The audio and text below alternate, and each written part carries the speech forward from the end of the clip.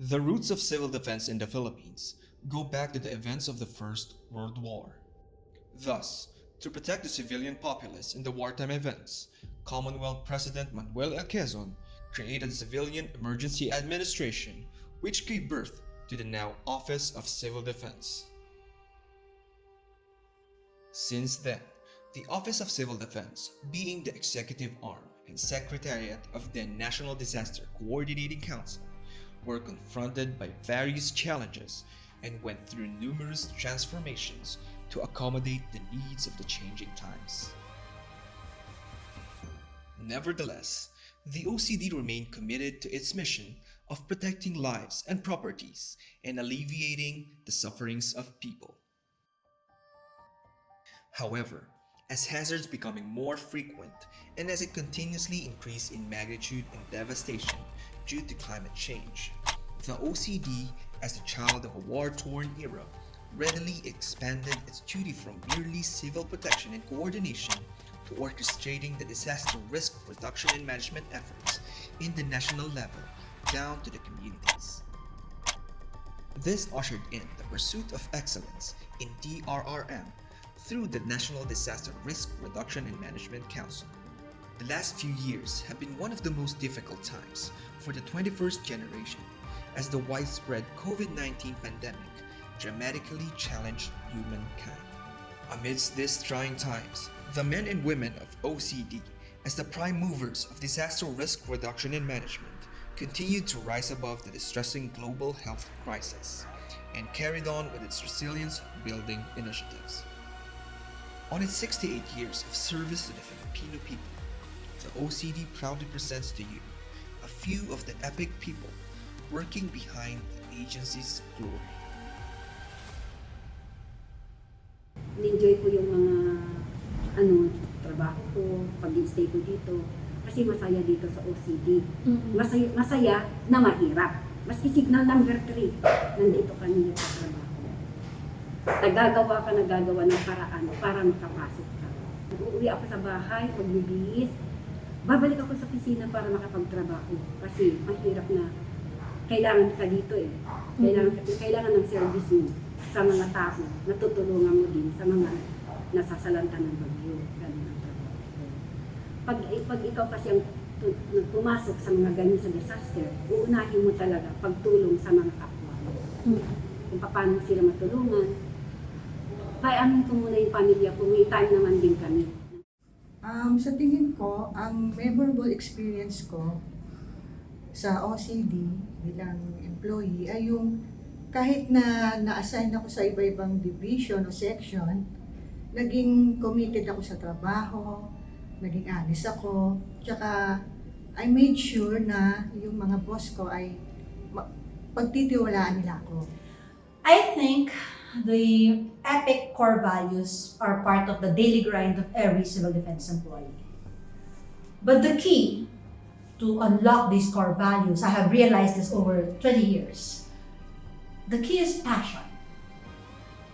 And I have been privileged to be able to work with a good number of people with whom I share the same drive, passion, and motivation. You guys know who you are. You and with the current new blood I'm working with are instrumental to why I am still here at the Office of Civil Defense. It's 20 years and counting. Working in OCD is like going on a road trip, having a long winding road that you do not know what to expect while going to where you are going. And along the way, there are challenges that we met along the road. And facing all these challenges, I've learned that we are to be more giving and serving more for the people and not for ourselves. For my 20 years in OCD, having experienced the biggest disasters like the Winnie Yoyong Violeta, the Yolanda, Taal volcano, and now for the longest operational period is the COVID. And being one of the victims, infected twice, it's really different and kind of challenging. But yet we have to show our dedication and commitment to the job. We have to still deliver what is expected of us. Working at OCD is a privilege and it is also a very challenging by simply serving the people, the communities before, during and after the disaster. So again, working at OCD is a big commitment with a dedication and loyalty to the organization. And of course, teamwork ng ating mga ka-OCD. So I'm so grateful to be a part of this OCD family. In my 20 years of service, hard work, loyalty, and diligence make the best employees. And I'm glad to be a part of this Office of Civil Defense.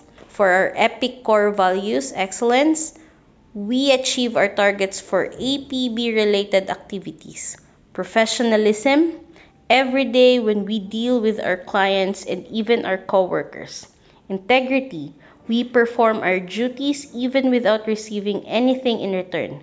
Concept of para sa bayan. Commitment. Being in service for a long time, performing better, and giving quality service to the stakeholders is commitment. In my 10 years of service in the Office of Civil Defense, it's hard to pinpoint an exact instance where I exhibited the OCD core values, which is excellence, professionalism, integrity, and commitment. Instead, we have to live it every day sa trabaho natin in dealing with our stakeholders and other clients. Nandiyan na yung mga other government workers, yung mga local government units, syempre at all levels, and all other sectors na nakakasalamuhan natin.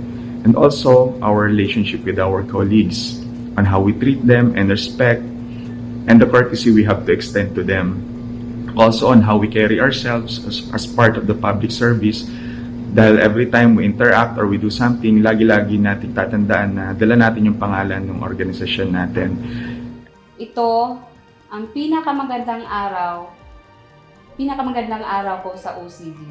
Ako ay nabigyan ng pagkakataong magsilbi sa Office of the Administrator, OCDA. Sa loob ng 19 na taon, simula noong 2003 hanggang ngayon. Ang most memorable na experience ko sa OCD is working with our friends from the regional offices. Kasi alam naman natin na yung ating mga friends from the regions, sila ang nasa field, sila yung nakikipag-interact sa mga LGUs. Sila yung humaharap sa disasters mismo. And given our limitations, they are receiving very little and yet they do so much for the organization. Ako naman, being seated at the central office, since nasa CBTS ako hanggang ngayon sa US, very humbling and inspiring yun sa akin. Yung mga natutunan ko sa interactions ko with the regions, yung kanilang mga sharing ng mga struggles, challenges, mga achievements nila, nakaka-motivate yun sa akin para pagbutihin ko pa yung trabaho ko, maging patient, mag-persevere and i-embody pa yung core values ng OCD para makita kung paano pa makasuporta hindi lang sa kapwa employees ko sa central office pero pati sa regions. Happy anniversary OCD. Happy anniversary OCD. Happy anniversary OCD. Happy anniversary. Happy anniversary everyone. Padayon lang. Happy anniversary OCD. Happy anniversary OCD. Happy anniversary OCD. Happy 68th anniversary OCD. Happy 68th anniversary OCD. Happy anniversary OCD.